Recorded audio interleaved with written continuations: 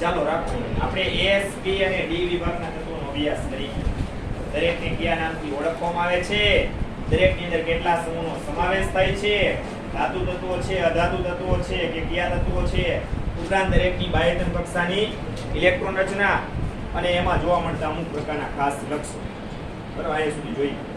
એવું ને એવું આપણે એફ વિભાગના તત્વો બાકી છે એ જોઈએ. ચાલો એફ વિભાગના તત્વોને કયા નામથી ઓળખાવશું? પહેલી બાબત, એફ વિભાગના તત્વો છે કે જેને આપણે આંતર સંક્રાંતિ તત્વો પણ કહીએ છીએ. શા માટે? જો સંક્રાંતિ તત્વો તો આપણે કીધા છે ડી વિભાગના તત્વો, ડી વિભાગના તત્વોને સંક્રાંતિ તત્વો કીધા. આમાં એક વધારાનો શબ્દ આગળ આંતર શબ્દ મૂક્યો. ખરેખર આ એફ વિભાગના તત્વો છે એનો સમાવેશ તો ડી વિભાગમાં થાય છે, પણ ડી વિભાગમાં અનુક્રમે છઠ્ઠો આવર્ત અને સાતમો આવર્ત છે. બરાબર, એમાં અનુક્રમે લેન્થેનોઇડ તત્વો અને એક્ટિનોઇડ તત્વો છે. ત્યાર પછીના જે 14 તત્વો છે બંનેની અંદર, બરાબર, એને આપણે અહીંયામાંથી નહીં બહાર કાઢ્યા. જો ડી વિભાગમાંથી નહીં બહાર કાઢીને જુદા મૂક્યા. શા માટે? તો એ લેન્થેનોઇડ પછીના 14 તત્વો અને એક્ટિનોઇડ તત્વો પછીના જે 14 તત્વો છે એમાં F કક્ષક ભરાવાની શરૂઆત થાય છે. કઈ કક્ષક? F કક્ષક ભરાવાની શરૂઆત થાય છે. તો પછી આપણે એને શેમાં મૂકવા પડે? F વિભાગના તત્વોમાં જ મૂકવા પડે ને. એટલા માટે આપણે એને આંતર સંક્રાંતિ તત્વો કહીએ છીએ. ડી માં તો શું હતું? S અને P ની વચ્ચે આવતા, એટલે આપણે એને ડી વિભાગના તત્વો કહેવાય. બીજું એનું કારણ એ હતું ને, ડી વિભાગના તત્વો છે એ આ બાજુ વધુ સક્રિય તત્વો છે અને આ બાજુ સમૂહ 13 અને 14 ના ઓછા સક્રિય તત્વો છે એ બેને જોડવાનું કામ કરે છે. એ બેની વચ્ચે આવે છે એટલે આપણે એને ડી વિભાગના તત્વો છે એને સંક્રાંતિ તત્વો કહેતા. આ વચ્ચે તો આવે છે, ઉપરાંત ડી વિભાગમાંથી એને બહાર કાઢવામાં આવે છે, માટે એને કેવા કીધા? આંતર સંક્રાંતિ તત્વો કહીએ છીએ. બીજી બાબત, આની અંદર કોઈ સમૂહનો સમાવેશ થતો નથી, પણ આની અંદર બે શ્રેણીઓ આવે છે. એક છે લેન્થેનોઇડ શ્રેણી અને બીજી છે એક્ટિનોઇડ શ્રેણી. આ બે શ્રેણીઓનો આની અંદર સમાવેશ થાય છે. આની અંદર ફોરેક કક્ષક ભરવાની શરૂઆત થશે અને એક્ટિનોઇડ શ્રેણીના તત્વો છે એમાં બાહ્ય કક્ષક ભરવાની શરૂઆત થશે. ચલો એક કક્ષક છે એના પ્રકાર કેટલા? 7. ચલો વધુ કેટલા ઇલેક્ટ્રોન સમાય? 14 કુલ 28 તત્વો છે, જેને નીચે આવર્ત કોષ્ટકની નીચે બે હરોળ કરી અને 28 તત્વોને જુદા મૂક્યા છે, જેને આપણે એફ વિભાગના તત્વો કહીએ છીએ. ચલો આટલું ક્લિયર. બીજી બાબત, બાહ્યતમ કક્ષાની ઇલેક્ટ્રોન રચના. એફ વિભાગના જે દરેક તત્વો છે, બરાબર, ફોરેફ અને હાઈએફ શ્રેણીને એમય કહેવાય, અથવા લેન્થેનોઇડ અને એક્ટિનોઇડ શ્રેણીના જે તત્વો છે કે જેમની બાહ્યતમ કક્ષાની ઇલેક્ટ્રોન રચના અથવા એની સામાન્ય ઇલેક્ટ્રોન રચના એ આવી છે. કેવી છે? n-2 f 12 14 n-1 d 0 to 1. તો આયા ગણાય શું કહે? ડી કક્ષક આવી. હા, તેમાં કેટલા ઇલેક્ટ્રોન સમાય? ના હોય તો 0 અને 10 સુધી લઈ જાય. એવું કઈ લખવાનું નથી. શા માટે 0 થી 1 છે? એની ઇલેક્ટ્રોન રચનાઓ જવાબદાર. બરાબર, એટલે કે ડી કક્ષક છે એ F વિભાગના તત્વો છે એમાં કા ખાલી હશે અને કા એક જ ઇલેક્ટ્રોન હશે. સમજાય છે? આનો મતલબ શું થાય? કે ડી કક્ષક જે આવે છે એમાં કા ખાલી કક્ષક હશે 0 કે કા એક જ ઇલેક્ટ્રોન હશે. 2 3 4 એવું કોઈ હશે જ નહીં. હમણાં હું તમને આવર્ત કોષ્ટકની અંદર બતાવીશ. અને પછી S કક્ષક આવી પૂર્ણ ભરાઈ જશે. NS2. જો ડી વિભાગમાં આપણે n-1 લખતા, F આવીને n-2 લખ્યું, તો આ બધું આવું બહુ સિદ્ધાંત છે એ પ્રમાણે છે. જુદી જુદી કક્ષકો માટે જે ઉર્જા સ્તરનો ક્રમ છે એનું ઓલરેડી એમાં પાલન થાય જ છે.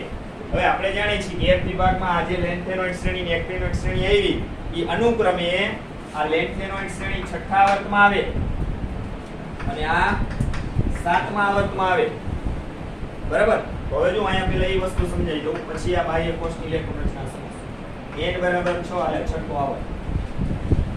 n બરાબર 6 એટલે છઠ્ઠો આવર્ત. એમાં જે કક્ષક જે ભરાય છે, બરાબર, એ લેન્થેનોઇડ શ્રેણીની વાત કરીએ પહેલા. લેન્થેનોઇડ શ્રેણી આની અંદર કઈ કક્ષક ભરાય? 4f. વાત કરીએ એની અંદર તો સીરિયમ Ce પરમાણુ ક્રમાંક Z બરાબર કેટલો છે આનો? 58. અહીંયાથી લ્યુટેશિયમ લખી L U Z બરાબર 71. ચલો 58 થી 71 સુધીના પરમાણુ ક્રમાંક વાળા તત્વો 14 આવી ગયા. એમાં કઈ કક્ષક ભરાય છે? ફોરેન. કઈ કક્ષક ભરાય છે? હવે લેન્થેનોઇડ પછીના 14 તત્વો છો. લેન્થેનોઇડ પછીના 14 તત્વો છે એમાં ફોરેન કક્ષક ભરવાની શરૂઆત થાય છે. એટલે એને લેન્થેનોઇડ શ્રેણીના તત્વો કીધા. અને એમાં ફોરેન કક્ષક ભરાય છે. ત્યાર પછી સાતમું આવે. સાતમી આડી હરોળ છે એમાં તમે જોજો એક્ટિનોઇડ તત્વ આવતું હશે. કયું? એક્ટિનોઇડ.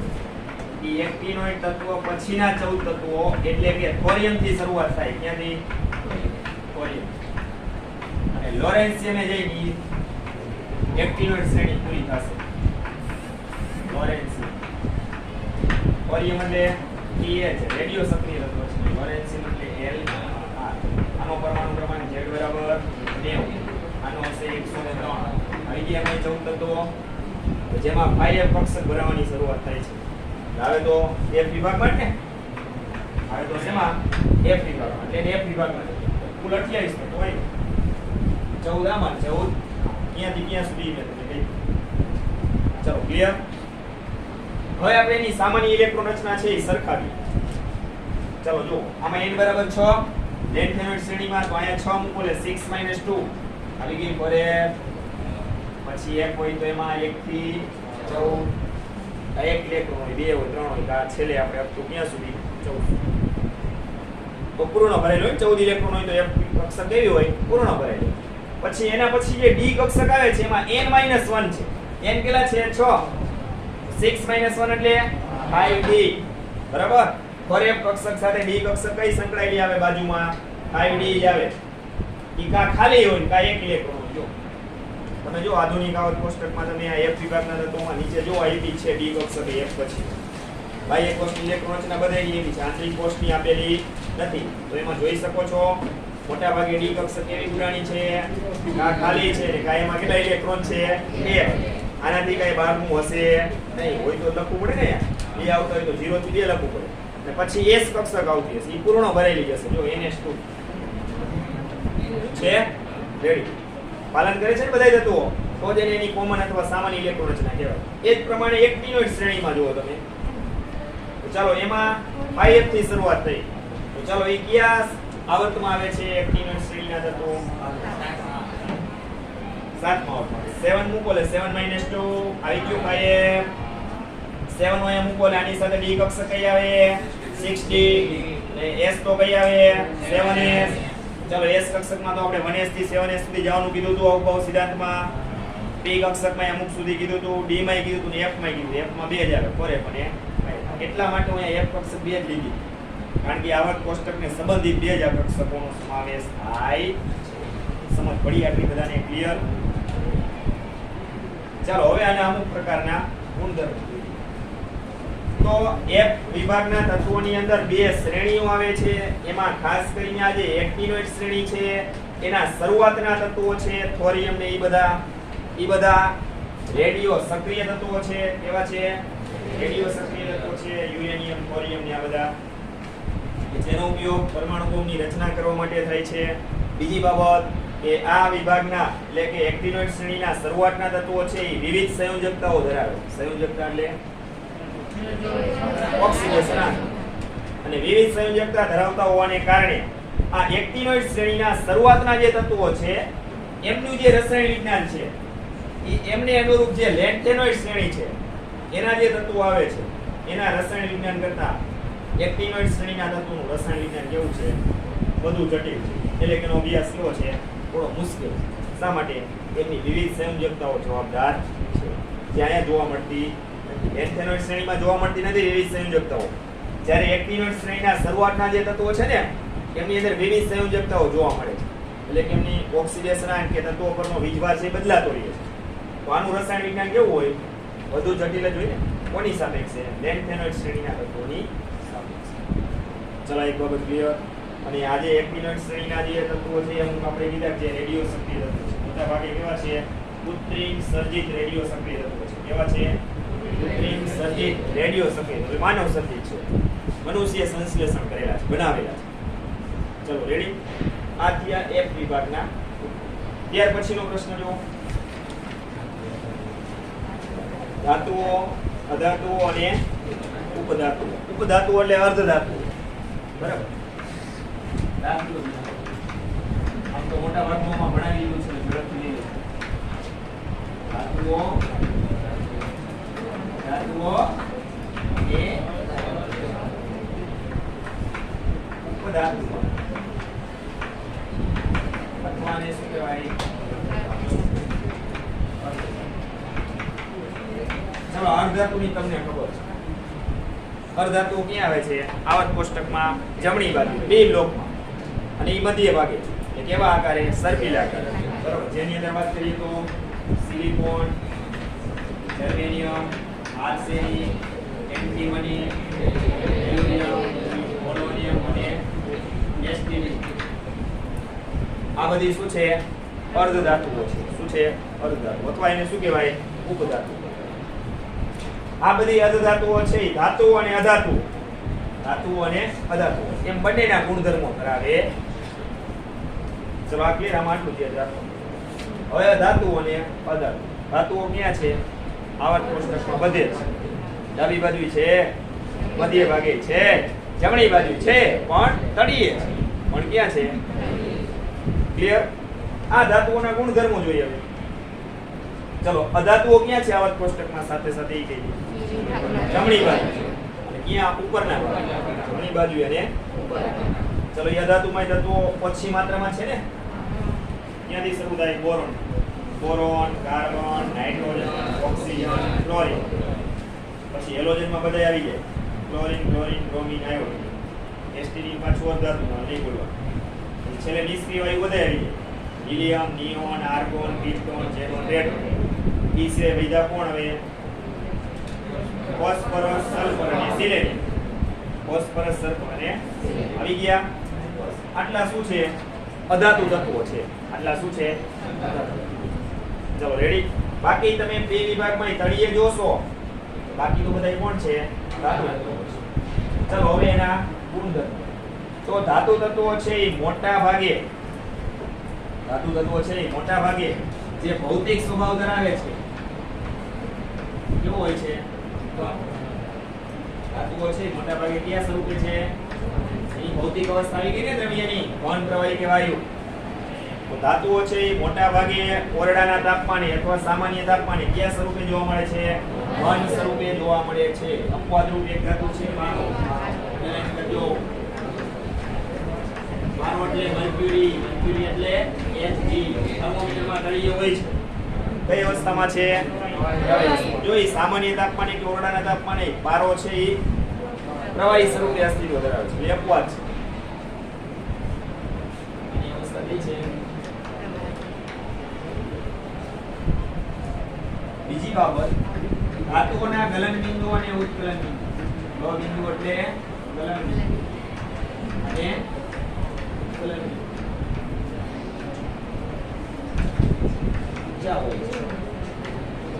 મોટા ભાગની ધાતુઓ છે એમના ગલન બિંદુ અને ઉત્કલન બિંદુ છે એ ઊંચા હોય છે. આમ તો ઘન અવસ્થામાં હોય એને ગલન બિંદુ જોયો. ઉત્કલન બિંદુ પ્રવાહી અને વાયુ અવસ્થા માટે લાગુ પડે શબ્દ. પ્રવાહી ને વાયુને શું હોય? ઉત્કલન બિંદુ. ઘન અવસ્થામાં જે પદાર્થ હોય એને શું હોય? ગલન બિંદુ. પણ તમારે મિશ્ર ધાતુનું નિર્માણ કરવું હોય કે બનાવવી હોય તો એના દરેક ધાતુને એના ગલન બિંદુ સુધી ગરમ કરવી પડે ને, એટલું તાપમાન આપવું પડે. પ્રવાહી અવસ્થા ધારણ કરે. પછી એ પ્રવાહીમાંથી એને વાયુ અવસ્થામાં લઈ જવી હોય તો પછી કયો શબ્દ લાગુ પડે? આ રીતના બેનો સમાવેશ કર્યો છે. તો એ મોટા ભાગે ઊંચા હોય છે. એમાં અપવાદ છે ગેલિયમ અને સીઝિયમ. પહેલા કરી દો. ગેલિયમ અને સીઝિયમ. ગેલિયમની સંજ્ઞા Ga, સીઝિયમ એટલે Cs. આ બે ધાતુ તત્વો એવા છે કે જેમના ગલન બિંદુ અને ઉત્કલન બિંદુ ધાતુઓની સાપેક્ષે કેવા છે? નીચા. અન્ય ધાતુની સાપેક્ષે કેવા છે? નીચા. છે બે ધાતુ તત્વો, છતાં એમના ગલન બિંદુ અને ઉત્કલન બિંદુ પ્રમાણમાં કેવા છે? નીચા. અપવાદ. ત્યાર પછી વાત કરીએ તો ધાતુઓ છે એ કોઈ પણ વસ્તુ સાથે અથડાય છે તો રણકાર ઉત્પન્ન કરે છે. અવાજ ઉત્પન્ન કરે. ટીવી છે તમે ઘણી વખત એની ઉપરની ગાડી નીચે પડે તો અવાજ મોટા ભાગે શાળાઓમાં વપરાતો બેલ છે, એ આખો કટોરો છે એ ધાતુનો બનેલો છે ને, એ વાળી ઉત્પન્ન કરે છે. એટલે ધાતુઓ છે એ રણકાર ઉત્પન્ન કરે છે, અધાતુઓ રણકાર ઉત્પન્ન કરતી નથી. ધાતુઓ છે એ વિદ્યુતના સુવાહક છે. આમાં છે કોપરનો તાર, સ્વિચ ચાલુ હોય ડાઈ, હવા પર ન હોય તો હવા પર હોય નડો તો કઈ થાય નકર શું થાય તો પછી ખાઈ ત્યારે જ ખબર પડે. પછી બહાર આપણે જે જોઈએ છીએ વીજળીના પોલ પર, થાંભલા ઉપર, એમાં એલ્યુમિનિયમના તાર હોય છે, એમાંથી વિદ્યુત પ્રવાહ સૌથી વધુ પસાર થાય છે. બરાબર, જ્યાં વિદ્યુતનો જથ્થો વધારે જોઈએ છે એ એલ્યુમિનિયમના તાર વપરાય, કારણ કે એની પાસે મુક્ત ઇલેક્ટ્રોન વધારે છે. કેટલા છે? 3 છે. કોપર પાસે કા 1 અને કા 1. સામાન્ય રીતે ઘર વપરાશની અંદર મોટા ભાગે આમાં કોપરના તાર છે એ જ વાપરવામાં આવે છે. ઉદ્યોગોની અંદર વધુ વિદ્યુત જથ્થો જોઈએ એટલે એલ્યુમિનિયમના તાર છે એ વાપરવામાં આવે છે. વિદ્યુતના કેવા છે? સુવાહક. એવી જ રીતના ધાતુઓ છે એ ઉષ્માના કેવા છે? સુવાહક છે. આપણે કેવું પરિબળ એક ભણી ગયા હતા બીજા ચેપ્ટરમાં, યાદ કરો. ઉષ્માના સુવાહક છે એ સારી રીતે સમજાવે છે કોઈની યાદ? ઘન પદાર્થોની ઉષ્માધારિતા. એમાં લોખંડના સળિયાને પેલા ગરમ કરતા, પેલા ઝાકોલા, પછી વેરોલા, પછી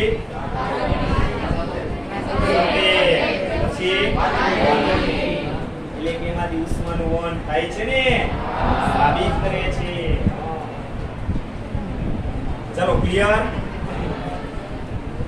પછી ધાતુઓને ટીપી શકાય, ટીપી એમાંથી પતરા, આપણે ગેલ્વેનાઇઝિંગ પતરા, લોખંડના પતરા, એલ્યુમિનિયમના પતરાનો ઉપયોગ એ વ્યવહારમાં કરીએ છીએ.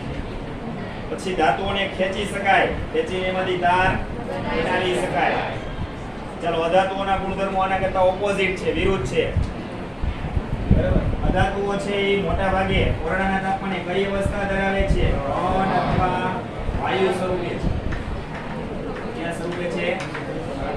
ઘન અથવા વાયુ સ્વરૂપે. અધાતુઓમાં નિષ્ક્રિય વાયુ બધાય જો, નિષ્ક્રિય વાયુ બધાય કઈ અવસ્થામાં છે? ઓરડાના તાપમાને વાયુ અવસ્થામાં. પછીના અધાતુ તત્વો છે હાઇડ્રોજન, નાઇટ્રોજન, ઓક્સિજન, બરાબર, ક્લોરીન, ક્લોરીન, આ બધા ઓરડાના તાપમાને કઈ અવસ્થામાં? વાયુ સ્વરૂપે છે. દ્વિપરિમાણીય અણુ છે ને, જે વાયુઓ દ્વિપરિમાણીય અણુ સ્વરૂપે છે એ તો બધા ઓરડાના તાપમાને વાયુ સ્વરૂપે જ હોય. બાકીના અધાતુ તત્વો છે, બોરોન છે, કાર્બન છે, બરાબર, એ બધા કઈ અવસ્થામાં છે? ઘન અવસ્થામાં. કઈ અવસ્થામાં છે?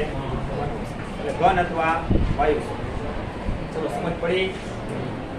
ત્યાર પછી ગલન બિંદુ અને ઉત્કલન બિંદુની વાત કરીએ. પદાર્થો છે એમના ગલન બિંદુ અને ઉત્કલન બિંદુ ધાતુઓની સાપેક્ષે કેવા હોય છે? ખૂબ જ ઊંચા હોય છે. એની અંદર અપવાદ, બોરોન અને કાર્બન, કાર્બોન્ડલાઇન, બોરોન અને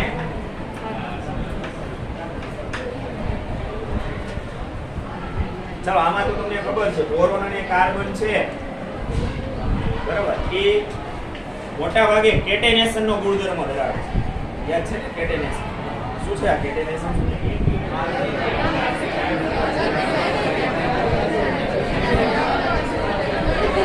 આ કેટેનેશન તમે જે ચર્ચા કરી કેટેનેશન. રેડી? તમે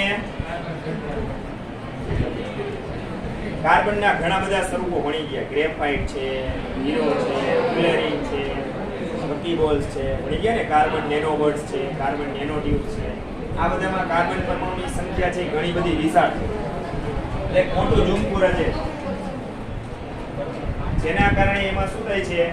વધુ સંખ્યામાં પરમાણુ જોડાય છે અને અણુની રચના થાય છે. તો એમાં અણુઓ વચ્ચેનું આંતરાણુય આકર્ષણ કેવું હોય? બીજા જે અધાતુ તત્વો છે બીજા એના કરતા આમાં વધુ હોય. બંધની પ્રબળતા વધે તો પ્રબળ બંધને તોડવા માટે બહારથી ઊર્જા, એને ગલન બિંદુને ઉત્કલન બિંદુ કહે છે. ઊર્જાને શું કહેવાય? ગલન બિંદુને. એટલે આ બોરોન અને કાર્બન છે એ અધાતુ તત્વો હોવા છતાં એના ગલન બિંદુને ઉત્કલન બિંદુ અન્ય અધાતુ તત્વો છે એના કરતા કેવા છે સાપેક્ષે લખવા જ રૂપમાં આવે. બાકી કેવા હોય મોટા ભાગના અધાતુ તત્વોના નીચે. ચલો સમજ પડી એનું પાછળનું કારણ આ કેટેનેશન નો ગુણધર્મ. બોરોન છે ને ઘણી બધી માત્રામાં સંયોજનો બનાવે છે. બોરોન એ અધાતુ તત્વ છે ઘણી બધી માત્રામાં સંયોજનો બનાવે છે. તમારે પી વિભાગના તત્વો ભણશો ને એટલે એમાં બોરેક્સ મણકા કસોટી, બોરેક્સ પાવડર, બોરેન, બોરેટ એવા ઘણા બધા એની વર્ગના સંયોજનો બનાવશે. તમને આઈડિયો ત્યારે પણ આપી દેશે. ચલો આટલું ક્લિયર. બાકી વાત કરી તો અધાતુને ટીપી શકાય નહીં, એમાંથી પતરા બનાવી શકાય નહીં, અધાતુને ખેંચી શકાય નહીં, એમાંથી તાર બનાવી શકાય નહીં, અધાતુ ઉષ્માના અવાહક, વિદ્યુતના પણ થોડા ઘણા મંદવાહક કહેવાય. દાખલા કે કાર્બન લ્યો, ગ્રેફાઇટ એ કાર્બનનું સ્વરૂપ છે ને અપરૂપ છે. એનો ઉપયોગ વિદ્યુત ધ્રુવ તરીકે થશે. વિદ્યુત ધ્રુવમાં ખબર છે ને એનોડ કેથોડ આવે ને એનોડ ઉપર શું થાય ઓક્સિડેશન, કેથોડ ઉપર શું થાય તો એમાં ગ્રેફાઇટના સળિયાનો આગળ જતા ઉપયોગ થશે. એ વિદ્યુત રાસાયણિક કોષ કહેવાય. શું કહેવાય? વિદ્યુત રાસાયણિક કોષ. એમાં બે સળિયાઓ ધાતુના ડૂબાડેલા, એમાં આ ધાતુનો સળિયો આવે છે, એમાંથી વિદ્યુત પ્રવાહ પસાર થાય છે. જ્યારે બેટરી વચ્ચે બેટરી વડે ઉચ્ચ વોલ્ટેજ આપવામાં આવે ત્યારે કોષ કાર્યરત થાય. એનોડ વાળા સળિયા ઉપર ઓક્સિડેશન પ્રક્રિયા થાય, કેથોડ વાળા સળિયા પર રિડક્શન પ્રક્રિયા થાય. પછી એનોડ વાળો સળિયો છે કવાતો જાય, કેથોડ વાળો સળિયો છે એના વજનમાં વધારો થતો જાય. જે શુદ્ધ ધાતુ હોય બરાબર, જે દ્રાવણમાં રહેલી શુદ્ધ ધાતુ છે એ કેથોડ વાળા સળિયા પર થાય એટલે એના વજનમાં શું થાય. એટલે આમાં કાર્બન એક છે અને એનું અપરૂપ છે ગ્રેફાઇટ છે. એ કેવું છે? વિદ્યુતનું મંદ વાહક છે. બાકી મોટા ભાગે તો કેવા હોય વિદ્યુત અને ઉષ્માના અવાહક હોય. અમુક તત્વો છે એ કેવા છે? મંદ વાહક છે, થોડી ઘણી વાહકતા દર્શાવે છે. મોટા ભાગના તો કેવા છે? અવાહક. ચલો ક્લિયર. હવે આ પ્રશ્ન અહીંયા બોલો, એના પછીનો પ્રશ્ન. તત્વોના ગુણધર્મોમાં આવર્તી વલણ. ચલો આવર્તમાં જોવાનું છે. આવર્તમાં આવેલા જે બધા તત્વો છે ને ડાબીથી જમણી બાજુ તરફ જાય છે. આવર્ત કોષ્ટકમાં ડાબીથી જમણી બાજુ તરફ જાય એટલે જે તત્વો આવતા જાય છે એના ગુણધર્મોના વલણો જોવાના છે. બરાબર. આવર્તમાં રહેલા દરેક તત્વો છે એના જે ગુણધર્મો છે એના વલણો વિશે ચર્ચા કરી. કરી શકશો કે નહીં કરી શકી? કેવી રીતના કરશો? ઓકે કે આવી રીતે આવર્ત કોષ્ટકની ડાબી બાજુ, આવર્ત કોષ્ટકની ડાબી બાજુ, આ આવર્ત કોષ્ટકનો મધ્ય ભાગ કોણ વાતું કરે છે? Keep silent. આ આવર્ત કોષ્ટકનો જમણી બાજુનો ભાગ અથવા આવર્ત કોષ્ટકનો અંત. રેડી. આવર્ત કોષ્ટકને આપણે ત્રણ વિભાગમાં લઈશું. ડાબી બાજુ, મધ્ય ભાગ, જમણી બાજુ. ડાબી બાજુ એસ વિભાગ, મધ્ય ભાગે ડી વિભાગ, જમણી બાજુએ આટલું ક્લિયર. હવે આની અંદર રાસાયણિક ક્રિયાશીલતા અથવા રાસાયણિક સક્રિયતા આ ત્રણેય વિભાગમાં કેવી છે? જુદી જુદી છે. એ તમને ખબર પડે રાસાયણિક ક્રિયાશીલતા અથવા રાસાયણિક સક્રિયતા તો જ તમે એનું આવર્તી વલણ કેવું હશે કહી શકો. એટલે કે દરેક આવર્તમાં તમે ડાબીથી જમણી બાજુ તરફ આગળ વધો તો એના ગુણધર્મો છે એક સમાન જોવા મળશે કે જુદા જુદા જોવા મળશે? બસ એ જ કેવું છે. આવર્ત કોષ્ટકમાં તમે ડાબી બાજુથી જમણી બાજુ તરફ આગળ વધો છો તો ગુણધર્મોની અંદર જે પેટર્ન જોવા મળે એ એક સમાન જોવા મળે છે કે જુદી જુદી? આપણે એ સમજવું છે. આને આવર્તી વલણ કહેવાય. આને શું કહેવાય? આવર્તી વલણ. એની ચર્ચા કરવા મેં ત્રણ વસ્તુ લઈ. આવર્ત કોષ્ટકની ડાબી બાજુનો ભાગ, મધ્ય ભાગ અને જમણી બાજુ. ચલો ડાબી બાજુ કોણ છે? સમૂહ એસ. સોરી એસ વિભાગ. બાજુ કોણ છે? એસ. જેમાં કેટલા સમૂહ? સમૂહ 1 અને 2. આ સમૂહ 1 અને 2 ના તત્વો તો એવા છે, આવા છે. વધુ સક્રિય તત્વો ગણવામાં આવે છે કારણ કે સમૂહ 1 ના તત્વો બધા ઝડપથી બાહ્ય કોષનો એક ઇલેક્ટ્રોન ગુમાવે છે અને નિષ્ક્રિય વાયુ જેવી રચના પ્રાપ્ત કરી સ્થિરતા પ્રાપ્ત કરે છે. એ જ પ્રમાણે સમૂહ 2 ના તત્વો છે આલ્કલાઇન અર્ધધાતુ તત્વો જે બે ઇલેક્ટ્રોન ગુમાવી ઝડપથી ગુમાવે છે ઝડપથી ગુમાવે એટલે વધુ સક્રિય તત્વો કહેવાય ને. અને નિષ્ક્રિય વાયુ જેવું વલણ પ્રાપ્ત કરી અને સ્થિરતા પ્રાપ્ત કરે છે. પછી આયો મધ્ય ભાગ. કોણ આયું? આ થોડો ગાઢો છે જેની અંદર વાત કરીએ સમૂહ 3 થી 5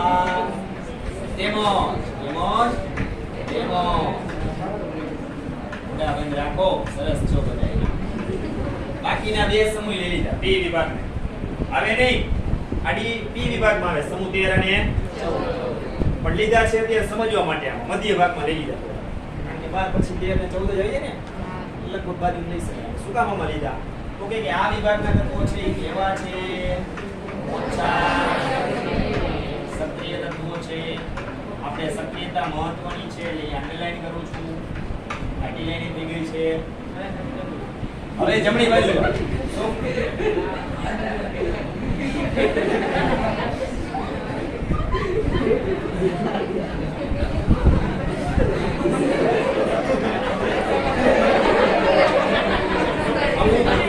એવી હોય કઈ થઈ ગયા પછી હસવું આવે. ચાલો કઈ નથી. હવે જમણી બાજુ જુઓ.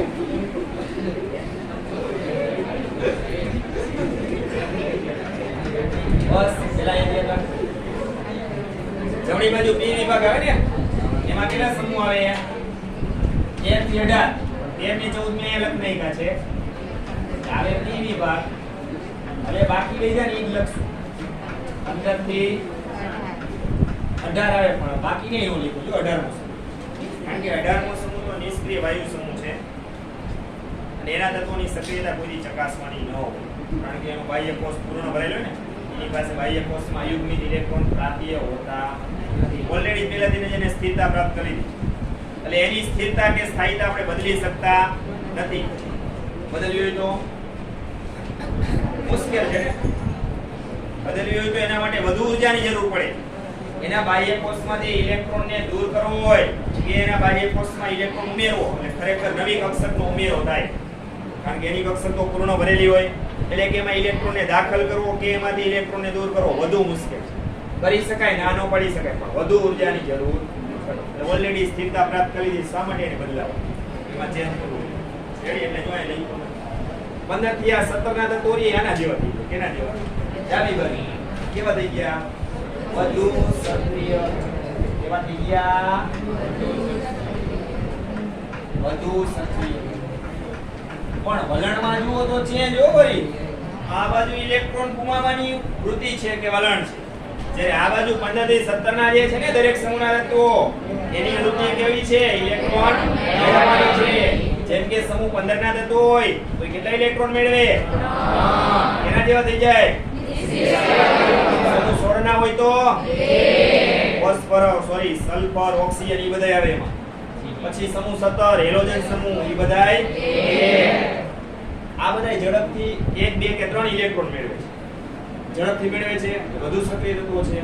આ ઝડપથી 1 કે 2 ઇલેક્ટ્રોન ગુમાવે છે આ વધુ સક્રિય તત્વો કહેવાય. ચાલો આટલું ક્લિયર. હવે તમને ખબર પડી કે આવર્ત કોષ્ટકમાં કોઈ પણ આવર્તમાં તમે પ્રવેશો છો અથવા જાઓ છો ત્યારે સક્રિયતાનું વલણ એવું જોવા મળે છે. જુદું જુદું શરૂઆતના તત્વો હશે એની સક્રિયતાઓ કેવી છે? મધ્ય ભાગે સક્રિયતાઓ ઘટે છે અને વળી અંત ભાગ તરફ જઈ છે તો સક્રિયતાઓ પાછી વધે છે. તો હવે ગુણધર્મોનું આવર્તી વલણ પણ આવું જ હશે ને. આવર્ત કોષ્ટકમાં ડાબીથી જમણી બાજુ તરફ જતા તત્વોના જે ગુણધર્મો છે એની વિવિધ પેટર્નો જોવા મળે છે. વિવિધ એટલે જુદી જુદી પેટર્નો જોવા મળે છે. આનો મતલબ એમ થયો કે ગુણધર્મોમાં બદલાવ જોવા મળે છે. ગુણધર્મો બદલાય છે જુદા જુદા જોવા. ચાલો ક્લિયર. શા માટે? સક્રિયતાઓનું વલણ બદલે છે ને તો ગુણધર્મોની પેટર્ન બદલે. આ બાજુ જે હશે એના ગુણધર્મોની પેટર્ન આમાં જોવા મળશે. નહીં અહીંયા હશે અહીંયા જોવા મળશે. નહીં અહીંયા હશે અહીંયા જોવા મળશે. નહીં અહીંયા હશે અહીંયા જોવા મળશે. નહીં ગમે તે રીતે આંતરિક રીતે વિચારો. પાછી જો અહીંયા ગુમાવવાની વૃત્તિ છે. ઇલેક્ટ્રોન ગુમાવે એટલે અહીંયા જે ગુણધર્મોની પેટર્ન હોય એ સમૂહ 1 ની જુદી હશે. કોના કરતા? સમૂહ 2 કરતા. કારણ કે 1 માં 1 ઇલેક્ટ્રોન ગુમાવે 2 માં 2 ગુમાવે. સંયોજકતા બદલી ગુણધર્મોનું વલણ શું થાય? બદલે. સમૂહ 1 ના જે દરેક તત્વો હશે એના ગુણધર્મોની પેટર્ન છે એ સમાન હશે. સમૂહ 2 કરતા થોડી તો જુદી પડશે નહીં. ચાલો 1 ને 2 એટલે 2 તત્વો આવી ગયા. દાખલા તરીકે તમે બીજો આવર્ત લીધો હશે, ક્યાંથી શરૂ થાય?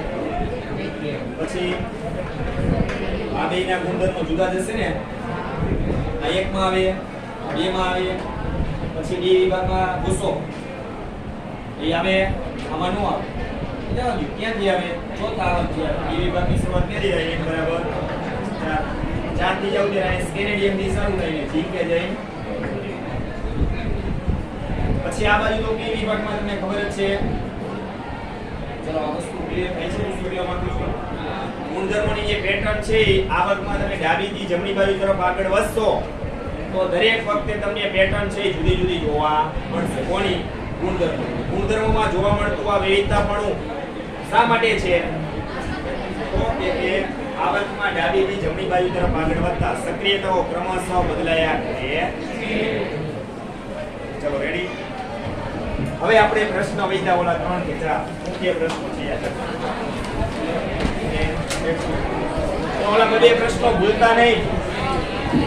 બરાબર, આજથી શરૂ કરી દેવાના છે પર્યાવરણીય રસાયણ વિજ્ઞાન વાળા.